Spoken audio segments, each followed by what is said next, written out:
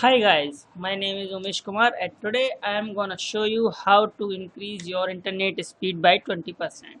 First you have to do press Windows plus R and type gpedit.msc.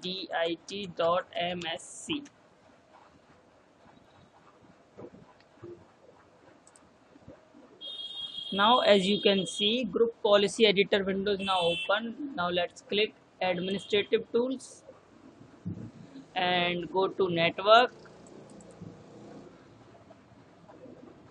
and then QoS packet scheduler. Click on limit reservable bandwidth, click on enabled, and as you can see bandwidth limit percent 20, make it 0 and apply. OK, and now reboot your system and now you can feel that your internet speed as 10 to 20% has been increased. So if you like this video, don't forget to subscribe.